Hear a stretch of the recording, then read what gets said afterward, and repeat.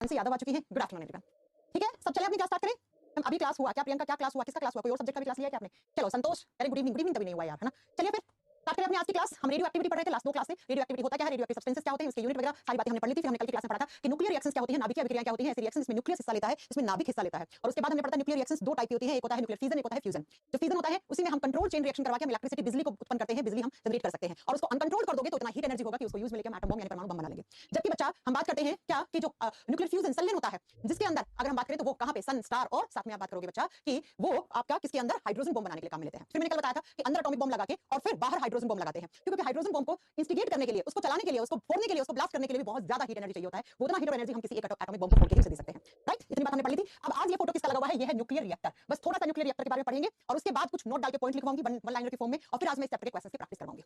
ठीक है, 10 से 15 या 20 क्वेश्चन होंगे, फटाफट करेंगे, क्योंकि आपने अगर तीनों क्लास करी होंगी तो एक भी क्वेश्चन क्लास से बाहर नहीं जाएगा। ठीक है, ये प्रीवियस ईयर के रेलवे के एग्जामिनेशन के क्वेश्चंस हैं जो रेडियो एक्टिविटी चैप्टर से आज तक पूछे गए हैं। आज आपका कॉन्फिडेंस बहुत बिल्डअप होने वाला है कि आप सही क्लास में हो, सही सब्जेक्ट पढ़ रहे हो, सही अच्छे तरीके से पढ़ रहे हो। चलिए आइए स्टार्ट करते हैं अपना न्यूक्लियर रिएक्टर। ये जो सामने फोटो देख रहे हो ना आप, इसी को हम न्यूक्लियर रिएक्टर कहते हैं, नाभिकीय संयंत्र कहते हैं। न्यूक्लियर रिएक्टर, जिसको हम क्या बोलेंगे हिंदी में, नाभिकीय संयंत्र। ये जो एक रिएक्टर है ना, जहां पर हम न्यूक्लियर रिएक्शन करवाते हैं, इसी को हम न्यूक्लियर रिएक्टर कहते हैं। ठीक है बच्चा, ये फोटो दिख रही है, इसको हम न्यूक्लियर रिएक्टर कहते हैं। सबसे पहला और बेसिक क्वेश्चन आता है, न्यूक्लियर रिएक्टर किस प्रिंसिपल पे काम करता है? इसका प्रिंसिपल क्या है, किस सिद्धांत पे काम करता है? तो कल मैंने आपको बहुत अच्छे से पढ़ाया था कि न्यूक्लियर रिएक्टर एग्जांपल किसमें लिखवाया था? न्यूक्लियर फिजन में, फ्यूजन में? फिजन में लिखवाया था। तो बच्चा याद रखिएगा, न्यूक्लियर फिजन पे आधारित होता है। और न्यूक्लियर फिजन में कैसे करवाओगे? Controlled nuclear reaction, nuclear fission करवाओगे आप। ठीक है, लिख दीजिए कि इसका प्रिंसिपल, ये न्यूक्लियर रिएक्टर का सिद्धांत क्या है, किस प्रिंसिपल पे काम करता है? तो नियंत्रित नाभिकीय विखंडन। इसमें कौन सी प्रोसेस हो रही होगी? फिजन का, फ्यूजन मत कर देना, फिजन का प्रोसेस। नियंत्रित नाभिकीय नाभिकीय नाभिकीय विखंडन प्रिंसिपल पे आधारित है। ठीक है बच्चा, तो पहला क्वेश्चन तो यही हो गया। कल हमने वैसे न्यूक्लियर फिजन के एग्जांपल में भी लिखा था इसको। दूसरा, हम यहाँ पर एज ए फ्यूल क्या काम में लेते हैं? इस न्यूक्लियर रिएक्टर में फ्यूल किसको काम में लोगे? ईंधन। तो ईंधन यहाँ पर आपका पेट्रोल डीजल तो होगा नहीं, यहाँ पे कोई रेडियो एक्टिव सब्सटेंस ही होगा। तो आप यूरेनियम 235 लो। यूरेनियम 235 नहीं है तो मैंने पढ़ाया था प्लूटोनियम 239 ले लो। तो दोनों एग्जाम में क्वेश्चन आते हैं, या तो पूछेगा न्यूक्लियर रिएक्टर किस प्रिंसिपल पे काम करता है, किस सिद्धांत पे काम करता है, और दूसरा उसमें फ्यूल क्या काम में लेते हैं, उसमें ईंधन क्या काम में लेते हैं। तो ईंधन वहां पे यूरेनियम 235 या प्लूटोनियम 239 काम में लेते हैं। बात समझ में आ गई? चलो नेक्स्ट, इस न्यूक्लियर रिएक्टर की डिस्कवरी किसने की थी? इसको स्टार कर लेना, ये रेलवे में 4-5 बार पूछा हुआ क्वेश्चन है। इसकी खोज किसने की? तो खोज की थी बच्चा एनरिको फर्मी ने। एनरिको फर्मी साइंटिस्ट थे जिन्होंने सबसे पहले न्यूक्लियर रिएक्टर की खोज की, यानी न्यूक्लियर रिएक्टर के प्रिंसिपल को एक्सप्लेन करके बताया। ये तीनों ही वन लाइनर की फॉर्म में क्वेश्चंस पूछ लिए जाते हैं। चलो अब बात करते हैं न्यूक्लियर रिएक्टर होता क्या है। इसी फोटो को मैं आसान करके आपको बनाना सिखाती हूं कि न्यूक्लियर रिएक्टर कैसे काम कर रहा है। ठीक है, सेम इसी फोटो को बच्चा, आपने न्यूक्लियर रिएक्टर में क्या लिया? यूरेनियम 235 ले लिया। ठीक है, अगर यूरेनियम 235 नहीं है, प्लूटोनियम 239 ले लो, लेकिन लेना तो पड़ेगा ना। इसको ले लिया आपने। अब कल मैंने पढ़ाया था कि यूरेनियम 235 के ऊपर हम क्या करेंगे, जो न्यूक्लियर फिजन होता है उसको हम इनिशिएट किसके द्वारा करते हैं? न्यूट्रॉन के द्वारा। तो एक न्यूट्रॉन ने इस यूरेनियम 235 के न्यूक्लियस के ऊपर क्या किया? बम्बार्डमेंट करवाई आपने न्यूट्रॉन की। बहुत अच्छे से पढ़ाया था, न्यूक्लियर फिजन को न्यूट्रॉन स्टार्ट करता है। तो इस फिजन की प्रोसेस को स्टार्ट करवाने के लिए न्यूट्रॉन की बम्बार्डमेंट करवाई। ये न्यूट्रॉन आएगा, इस यूरेनियम 235 के न्यूक्लियस को तोड़ देगा, नाभिक को तोड़ देगा। तोड़ने से यहां से क्या होंगे बच्चा? 3 न्यूट्रॉन निकलेंगे। क्या निकलेंगे? 3 न्यूट्रॉन निकलेंगे, न्यूट्रॉन 1, न्यूट्रॉन 2, न्यूट्रॉन 3। राइट, अब ये जो न्यूट्रॉन निकल रहे हैं ना, ये बहुत हाई स्पीड वाले न्यूट्रॉन्स होते हैं बच्चा। ये हाई स्पीड के न्यूट्रॉन्स होते हैं। हाई स्पीड का मतलब है इनकी उच्च गति रहती है, ये उच्च गति वाले न्यूट्रॉन्स होते हैं बच्चा। अब ये इतने ज्यादा इनकी स्पीड होती है कि आप इनको रोक नहीं पाओगे, इंपॉसिबल है इनको रोकने के लिए। तो क्या करते हैं न्यूक्लियर रिएक्टर में, इन न्यूट्रॉन की स्पीड को स्लो करने के लिए यहां पे लगा देते हैं एक मॉडरेटर। ऐसे एक मॉडरेटर लगा दिया। मॉडरेटर नाम से क्लियर है, मॉडरेटर का मतलब मंदक। मंदक का मतलब क्या होता है? स्लो कर देगा। वो इन हाई स्पीड वाले न्यूट्रॉन्स की स्पीड को स्लो कर देगा। तो यहां पे लगा देते हैं मॉडरेटर, ऐसे मॉडरेटर। और मॉडरेटर को हिंदी में मंदक बोलेंगे। अब जब ये न्यूट्रॉन इस मॉडरेटर से ऐसे टकराएंगे ना बच्चा, ऐसे, तो ये मॉडरेटर क्या करेगा? इन न्यूट्रॉन की स्पीड को स्लो कर देगा। तो अब जो यहां से न्यूट्रॉन निकलेंगे ना, ये वाले जो न्यूट्रॉन होंगे, इनकी स्पीड कैसी होगी बच्चा? इनकी स्पीड स्लो होगी। तो ये स्लो स्पीड वाले न्यूट्रॉन होंगे, स्लो स्पीड वाले न्यूट्रॉन्स होंगे। इनकी गति क्या होगी? कम होगी। अब आप इन न्यूट्रॉन को एब्जॉर्ब करवा लोगे। ये न्यूट्रॉन को एब्जॉर्ब नहीं करवा सकते थे, इनका अवशोषण नहीं करवा सकते थे, इनको रोकना तो इंपॉसिबल था भैया। पहले इनकी स्पीड को स्लो करो। स्पीड को स्लो करने के लिए आपने मॉडरेटर मंदक लगा दिया यहां पे। अभी क्या लगता है? मॉडरेटर सब कुछ पढ़ाएंगे हम। अब इनकी स्पीड क्या होगी? स्लो होगी, डिक्रीज होगी। तो अब यहां पे आप क्या लगा सकते हो? यहां पे आप कंट्रोल्ड रोड लगा दो। यहां पे क्या लगेगा? कंट्रोल रोड लगेगा बच्चा। और ये कंट्रोल रोड क्या करेगा? ये कंट्रोल रोड इन न्यूट्रॉन्स को एब्जॉर्ब कर लेगा। कंट्रोल रोड को कहते हैं नियंत्रित छड़। नियंत्रित छड़ क्या करती है? तो नियंत्रित छड़ इन न्यूट्रॉन्स का अवशोषण कर लेती है। हो गया, एब्जॉर्प्शन हो गया न्यूट्रॉन्स का। अब क्या होगा बच्चा? कल पढ़ाया था कि यूरेनियम 235 पर एक न्यूट्रॉन की बम्बार्डमेंट करवाओगे तो यहां से क्या निकलेगी? यहां से एनर्जी निकलेगी। एनर्जी निकलेगी, इसी एनर्जी को काम में लेके आप क्या कर सकते हो? आप इलेक्ट्रिसिटी जनरेट कर सकते हो। इलेक्ट्रिसिटी यानी कि बिजली बना सकते हो। देखा होगा ना, डैम से पानी गिराते हैं, फिर टरबाइन हिलते हैं बहुत तेज तेज, है ना? तो वो टरबाइन हिलाने के लिए इतना ही एनर्जी चाहिए होता है, तभी जाकर बिजली बनता है। राइट, और चूंकि ये यूरेनियम 235 का न्यूक्लियस डिसइंटीग्रेट होगा तो यहां से बहुत सारा हीट तो निकलेगा ही निकलेगा, उष्मा तो निकलेगी निकलेगी यहां से। तो उष्मा यानी इसको ठंडा रखना पड़ेगा भाई।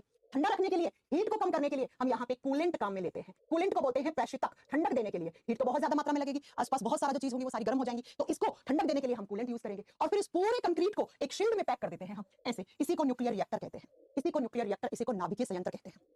समझ में आ गई? कंट्रोल करवाओगे, इलेक्ट्रिसिटी बन जाएगी। अनकंट्रोल करवा लो भाई, एटम बम बन जाएगा, परमाणु बम बन जाएगा।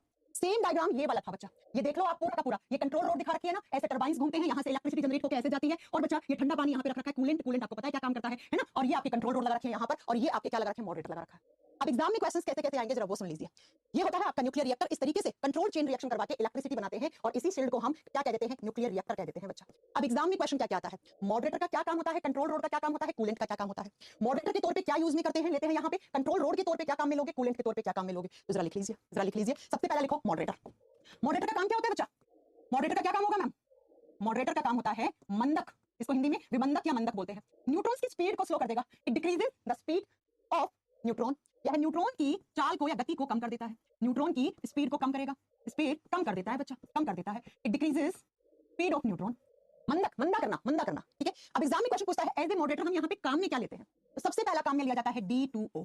D2O को कहते हैं ड्यूटीरियम ऑक्साइड, ड्यूटीरियम ऑक्साइड। और बच्चा ये हाइड्रोजन के कौन से आइसोटोप से बनता है, ये हाइड्रोजन का कौन से आइसोटोप से बनता है, तो आप जानते हो ये हाइड्रोजन के 1H2 से, ड्यूटीरियम से बनता है, ठीक है। और ड्यूटीरियम ऑक्साइड को ही हम दूसरे नाम से किस नाम से जानते हैं, हैवी वाटर के नाम से, हैवी वाटर, इसी को भारी जल कहते हैं क्योंकि इसका डेंसिटी और मॉलिक्यूलर वेट नॉर्मल वाटर से ज्यादा होता है। ये सब तो पढ़ा चुकी हूं आपको, सब तो पढ़ा चुकी हूं आपको। Heavy water deuterium oxide D2O इसका फार्मूला होता है, ये काम में ले सकते हैं आप किसके तौर पे, आप बताओगे मॉडरेटर के तौर पे, पहला। दूसरा, एज ए मॉडरेटर आप नॉर्मल वाटर भी काम में ले सकते हो। नॉर्मल वाटर का मतलब है साधारण जल, जो भी नॉर्मल वाटर है वहां पे अवेलेबल, जिसको हम साधारण जल कहते हैं, ये भी आप काम में ले सकते हो, ठीक है। तीसरा, यहाँ पर ग्रेफाइट भी काम में लिया जाता है। अभी ग्रेफाइट क्या होता है हम आपको बहुत अच्छे से पढ़ा चुके हैं कार्बन वाले चैप्टर में, ग्रेफाइट को भी हम एज ए मॉडरेटर काम में ले सकते हैं। लेकिन सबसे ज्यादा जब भी एग्जामिनर पूछता है तो वहां पर D2O ऑप्शन होता है, ड्यूटीरियम ऑक्साइड हैवी वाटर भारी जल ही वहां पे लिखा हुआ होता है, राइट। तो एज ए मॉडरेटर आप तीन चीजों को काम में लोगे, यहां लिख दो। अब हम बात करेंगे दूसरा न्यूक्लियर रिएक्टर में क्या एज ए कंट्रोल रोड क्या क्या काम में लेते हैं।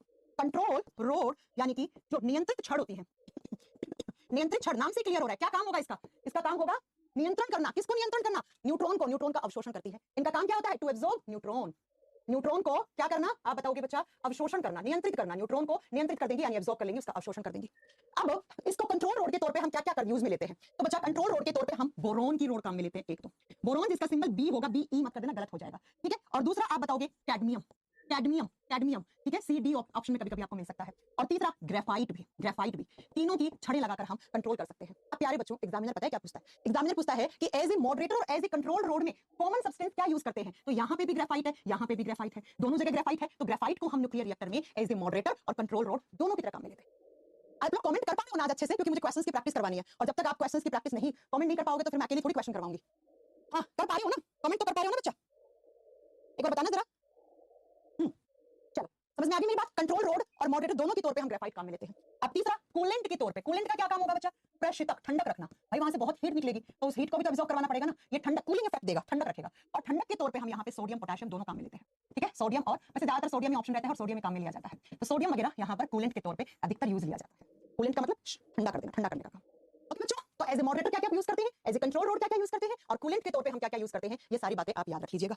और मैंने बता दिया है फर्स्ट न्यूक्लियर रिएक्टर किसने बनाया था, एनरिको फर्मी ने, लिखवाया ना पीछे, हाँ ये रहा। देखो डिस्कवरी का मतलब यहाँ पे खोज करना थोड़ी है, डिस्कवरी का मतलब है कि पहला न्यूक्लियर रिएक्टर किसने बनाया था, तो ये आप ऐसे भी लिख लेना, first nuclear reactor was prepared by Enrico Fermi, E Fermi लिखा हुआ था कभी कभी ना। एनरिको फर्मी ने ये पहला क्या बनाया था, न्यूक्लियर रिएक्टर बनाया था। और इन्हीं न्यूक्लियर रिएक्टर से आज हम कंट्रोल चेन रिएक्शन करवा के हम क्या करते हैं, बिजली बनाते हैं ऐसे। तो ये न्यूक्लियर रिएक्टर में क्या क्या सब्सटेंसेस काम में लेते हैं, ये आपको नोट डाउन करनी है चीजें।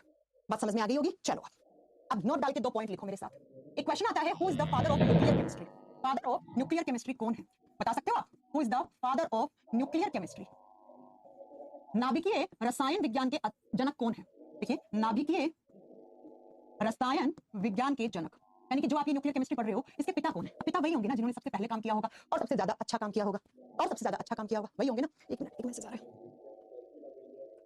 है ना, समझ में आ गई मेरी बात। तो कौन है न्यूक्लियर केमिस्ट्री के फादर, तो मैंने आपको कल पढ़ाया था एक साइंटिस्ट का नाम, क्या नाम, ओटो हॉर्न। क्या किया था बच्चा ओटो हॉर्न ने, कल पढ़ा के गई थी, ओटो हॉर्न ने किया क्या था, अब आप लोग बताओगे, ओटो हॉर्न ने क्या किया था वो आप लोग बताओगे। पहला क्वेश्चन ये। दूसरा क्वेश्चन बच्चा, एक जगह है चार्निवल करके, ठीक है, आपको याद रखना है, वहां पर न्यूक्लियर रिएक्टर लीक हो गया था एक बार, तो वहां पे एक डिजास्टर हो गया था, ठीक है, ये भी आ जाता है चेरनोबिल करके, या चार्निवल कैसे भी आप प्रोनाउंस करो, BYL होगा, ठीक है। कहां गया, हाँ इसको बोलते हैं चेरनोबिल डिजास्टर। यहाँ पर क्या हो गया था, चेरनोबिल एक जगह है जिसके अंदर हुआ क्या था, न्यूक्लियर रिएक्टर से लीकेज हो गई थी। क्या हो गई थी, न्यूक्लियर रिएक्टर से मतलब लीकेज हो गई थी, जिसकी वजह से वहां पर रेडिएशंस बहुत ज्यादा निकली थी, और रेडिएशंस निकलने की वजह से वहां पर कोई ट्रेजेडी हुई थी, घटना हुई थी, तो बहुत सारे लोग मर गए थे, या बहुत सारे लोगों को स्किन कैंसर जैसा या स्किन इंफेक्शन जैसे डिजीज हो गई थी। तो ये क्वेश्चन आता है कि जो चेरनोबिल डिजास्टर है वो किसकी वजह से हुआ था, तो आप क्या बताओगे, वो न्यूक्लियर रिएक्टर के खराब होने पर, या उसके टूटने पर, या उसके लीकेज पर, कैसे याद रखना, ठीक है, ऐसा कोई ऑप्शन मिलेगा। तो नाभिकीय संयंत्र से कोई लीकेज हो गई थी जिसकी वजह से वहां पर रेडिएशन विकिरणें आ गई थी और उन्हीं रेडिएशन से वहां पर बहुत सारे लोगों को नुकसान हुआ था, कुछ लोगों को अपनी जान भी गंवानी पड़ी थी, जिसकी वजह से क्या हो गया था बच्चा, इस डिजास्टर को हम हिस्ट्री में याद रखते हैं। ये क्वेश्चंस आपको इतने सारे नोट डाउन करने थे और इसी के साथ आपका रेडियो एक्टिविटी वाला चैप्टर फिनिश होता है बच्चों। अब मैं लगाने जा रही हूँ क्वेश्चन, ठीक है, क्योंकि अब नया चैप्टर स्टार्ट करने का कोई मतलब नहीं है, नया चैप्टर हम नेक्स्ट क्लास से स्टार्ट करेंगे। अब मैं कुछ क्वेश्चन लगा रही हूँ, फटाफट आंसर देना और एकदम सच बताना, ठीक है, विद्या माता की कसम, झूठ मत बताना कि कितने क्वेश्चन कर पाई हो तुम, ठीक है। कल पढ़ाया था बच्चा, पहला परमाणु बम किसने बनाया था? प्रशांत आप मेरे से पूछ रहे हैं, बता रहे हैं आप? ऑटो हॉर्न ने पहला परमाणु बम बनाया था, कल बताया था मैंने। चलो आओ करें फटाक से रिवीजन, आप पता लगेगा कि कैसा पढ़ा है आपने, कैसा नहीं पढ़ा है ना। और एकदम सच बताना कि कितने क्वेश्चन ठीक हुए हैं। चैप्टर आपका फिनिश हो गया, रेडियो एक्टिविटी में कुछ नहीं पढ़ना है, इससे ज्यादा ना इससे कम। अभी आप खुद साबित कर लोगे इस चीज को पढ़ के, ठीक है। और नहीं, ग्रेफाइट कूलेंट इफेक्ट कैसे दे देगी यार ग्रेफाइट, हाँ चलो बात समझ में आ गई। और आज बस क्योंकि आप देखो आधा घंटा तो हो गया, आधा घंटा बचा है, तो कोई नया चैप्टर स्टार्ट नहीं करेंगे। नया चैप्टर हम अगली क्लास में स्टार्ट करेंगे, या तो केमिकल रिएक्शन स्टार्ट करूंगी मैं, या पॉलीमर वाला चैप्टर। अब बड़े छोटे छोटे चैप्टर बचे हैं ना, ठीक है। चलो आ जाओ। वो डिस्कवर्ड न्यूक्लियर रिएक्टर, पहला ही क्वेश्चन, और अभी करवाया किसने न्यूक्लियर रिएक्टर की खोज की, अब बता दो जल्दी जल्दी से फटाक से। एनरिको फर्मी ने, एनरिको फर्मी ने मैम न्यूक्लियर रिएक्टर पहला बनाया था या उसकी खोज की थी, कैसे? अभी आप इसको कैसे भी याद करना चाहो, ईयर लिखना चाहते हो तो 1942 है, वैसे ईयर वगैरह नहीं आता एग्जाम में, ठीक है। फटाक से करेंगे, ज्यादा नहीं टाइम वेस्ट करेंगे। Which gas is absent in atmosphere, कौन सा नोबल गैस में हमने पढ़ाया था जो वातावरण में नहीं होता है और जो हेवीएस्ट होता है, सबसे भारी नोबल गैस होता है? आंसर क्या होगा बच्चा यहाँ पर? आरएन। आरएन किसका सिंबल है? रेडोन का। फास्ट फास्ट करेंगे, ठीक है। और दूसरा, अच्छा आप आंसर कैसे लिखोगे? फर्स्ट का ए बी ऐसे टाइप करो, सेकंड का बी डी ऐसे, ठीक है। नहीं तो आप लोग कमेंट थोड़े से लेट आते तो मैं देख नहीं पाती हूं, जो गलत बोलेगा उसका तो मैं नाम लूंगी ना। ये तीसरे क्वेश्चन पे, which type of pollution found on the bank of Odisha, मैंने पढ़ाया था ना, केरला ओडिशा के तटों पर, वहां पर कैसा पॉल्यूशन होता है? रेडियो एक्टिव पॉल्यूशन होता है। क्यों? क्योंकि वहां के जो तट होते हैं उसमें रेत में मोनाजाइट पाया जाता है, और मोनाजाइट क्या है? एक अयस्क है बच्चा, एक और है, किसका अयस्क है? थोरियम का। तो किसकी वजह से वहां पर रेडियो एक्टिव पॉल्यूशन हो रहा है? थोरियम की वजह से। क्या पाया जाता है? मोनाजाइट। किस टाइप का पॉल्यूशन है? रेडियो एक्टिव पॉल्यूशन है। क्या कर रहा है वहां के लोगों को? स्किन इंफेक्शन कर रहा है, त्वचा संक्रमित कर रहा है, स्किन डिजीजेस कर रहा है, स्किन छिल जा रही है, स्किन खराब हो रही है, ठीक है। चलो question number 4, which can be major source of electricity in India, India में बिजली बनाओगे, बिजली बनाने के लिए यूरेनियम 235 प्लूटोनियम 239 चाहिए, लेकिन मैंने कहा हमारे पास यूरेनियम इतना ज्यादा सफिशिएंट नहीं है कि हम बिजली बना ले, भैया हम एटॉमिक बम बना ले, वही बहुत बड़ी बात है। तो हमारे पास ज्यादा क्या है? थोरियम। इंडिया कुछ है ना, वैसे तो यूरेनियम होता है यहाँ पे वर्ल्ड में तो, लेकिन हमारे पास यूरेनियम नहीं है, तो हमारे पास जो है उससे काम चलाएंगे, और हमारे पास क्या है? थोरियम। तो हम थोरियम आंसर करेंगे यहाँ पे, right. Next question number 5, which show glowing appearance in lab, lab के अंदर अंधेरे में कौन चमकता रहता है? तो दो एलिमेंट है, यूरेनियम और रेडियम। मैंने पढ़ाया कि रेडियम तो आजकल कपड़ों पे, जूतों पे, घड़ी में, एग्जांपल भी दिया था कि मेरे पास भी घड़ी है ना। तो यूरेनियम और रेडियम जो होते हैं वो अंधेरे में प्रयोगशाला में चमकते रहते हैं, लाइट एमिट करते रहते हैं। अगला question, which discovered by madam Curie, madam Curie ने इनमें से किसकी खोज की? रेडियम की खोज मैडम क्यूरी ने की है, बिल्कुल। क्यूरी टेंपरेचर पढ़ाया था नोट डाल के, मैंने कहा था क्यूरी टेंपरेचर क्या होता है? वो निश्चित तापमान जिसके बाद कोई भी मेटल है वो अपना मेटल बिहेवियर खो देती है, उसको क्यूरी टेंपरेचर कहते हैं। पोलोनियम, ये तीनों ही तो मैडम क्यूरी के द्वारा खोजे गए हैं, तो इसका answer all of the above हो जाएगा। सारी चीजें नोट डाल के लिखवाई है। फादर ऑफ न्यूक्लियर केमिस्ट्री, अभी बताया था फादर ऑफ न्यूक्लियर केमिस्ट्री है ऑटो हॉर्न। क्यों? क्योंकि इन्होंने ही पहला क्या बताया था बच्चा? पहला एटम बम, परमाणु बम बनाया था, जबकि एडवर्ड टेलर ने पहला हाइड्रोजन बम बनाया था, ठीक है। चलो next question, who is known for the discovery of gamma rays, gamma rays की डिस्कवरी मैंने बताया था रदरफोर्ड जी को हम क्या, रदरफोर्ड को हम क्यों यहाँ पे इंट्रोड्यूस करते हैं, किसके लिए? किसके लिए? गामा रेज के लिए, अल्फा बीटा पार्टिकल के एमिशन के बारे में बताया था, तो यहाँ पर रदरफोर्ड आंसर होगा। बैक्यूरेल ने खोज की थी रेडियो एक्टिविटी, मैडम क्यूरी ने नाम दिया था, राइट। चलो अगला question, who is known for the discovery of hydrogen bomb, hydrogen bomb, पहला हाइड्रोजन बम एडवर्ड टेलर ने बनाया था 1952, 1952 में बनाया था, ईयर नहीं आता है, ठीक है, ईयर नहीं आता है, ना भी याद करोगे तो चलेगा। आइए next question, question number 10, the reaction in which electron never participate, ऐसे विक्रिया में इलेक्ट्रॉन हिस्सा नहीं लेता। मैंने कहा था हम केमिस्ट्री में दो टाइप की केमिकल रिएक्शन पढ़ते हैं, एक रिएक्शन जिसमें इलेक्ट्रॉन हिस्सा लेता है, these are known as chemical reactions, उनको हम रासायनिक अभिक्रिया कहते हैं। एक ऐसी रिएक्शन जिसमें इलेक्ट्रॉन को लेने नहीं होता है, न्यूक्लियस हिस्सा लेता है, उनको न्यूक्लियर रिएक्शंस कहते हैं। तो न्यूक्लियर रिएक्शंस कहां होती हैं? रेडियो एक्टिव सब्सटेंसेस में। तो रेडियो एक्टिव रिएक्शंस होती हैं उनके अंदर इलेक्ट्रॉन का कोई काम नहीं है, हमने 3 दिन से इलेक्ट्रॉन का कोई नाम ही नहीं लिया, जबकि रेडॉक्स, ऑक्सीडेशन, रिडक्शन, ये तीनों ही केमिकल रिएक्शन होती हैं, और इन तीनों में ही कौन हिस्सा लेते हैं? इलेक्ट्रॉन हिस्सा लेते हैं। ये पढ़ाएंगे आपको रेडॉक्स, ऑक्सीडेशन, रिडक्शन, ठीक है। चलो अगले क्वेश्चन पे, कर पा रहे हो एकदम बढ़िया। चलो, which of the following will used to absorb neutron in nuclear reactor, हाँ जी, एब्जॉर्ब न्यूक्लियर रिएक्टर का एब्जॉर्प्शन करवाने के लिए बोरॉन, कैडमियम, ग्रेफाइट, ठीक है। अब कैडमियम ज्यादातर ऑप्शन रहता है, तो यहाँ पर भी सीडी है, सीडी है, जल्दबाजी में बी ए मत कर देना, B A is the symbol of barium, not boron, boron का सिंबल बी ए इसलिए मैंने लिखवाया था। अब अगले क्वेश्चन पे, energy used to generate electricity in nuclear reactor, nuclear reactor में जो एनर्जी हम परमाणु रिएक्टर में बिजली उत्पन्न करने के लिए प्रयुक्त ऊर्जा है, ये आपने फिजिक्स में कितनी बार पढ़ाया होगा सर ने आपको, ठीक है। Which of the following is the radio active isotope of hydrogen, hydrogen का इकलौता ऐसा आइसोटोप जो क्या है बच्चा, जो क्या है यहाँ पर, जो रेडियो एक्टिव सब्सटेंस है। तो हाइड्रोजन का इकलौता ऐसा आइसोटोप 1H3 होता है, जिसको हम क्या कहते हैं? ट्रीटियम। ट्रीटियम ही रेडियो एक्टिव है, जबकि 1H1 को प्रोटियम, 1H2 को ड्यूटेरियम कहते हैं, ये रेडियो एक्टिव नहीं होते हैं बच्चा, ये नहीं होते हैं। हाँ जी बच्चा, 12th का सी बिल्कुल सही है, ठीक है। Thermal energy. नेक्स्ट क्वेश्चन होगा 14, which vessel is suitable to preserve radioactive sample, radioactive substances को हम कहां पे रखते हैं? 13 का सी, 13 का सी था ना, हां 13 का सी, ठीक है, 13 का ही बोला ना आपने सी, 13 का सी, ठीक है। हम जो रेडियोएक्टिव सब्सटेंसेस होते हैं उनको लेड में, अरे यार हिंदी में लीड नहीं होगा, लेड सीसा होगा, ठीक है, सीसा धातु के पात्र में रखते हैं, बता चुकी हूं पहले ही।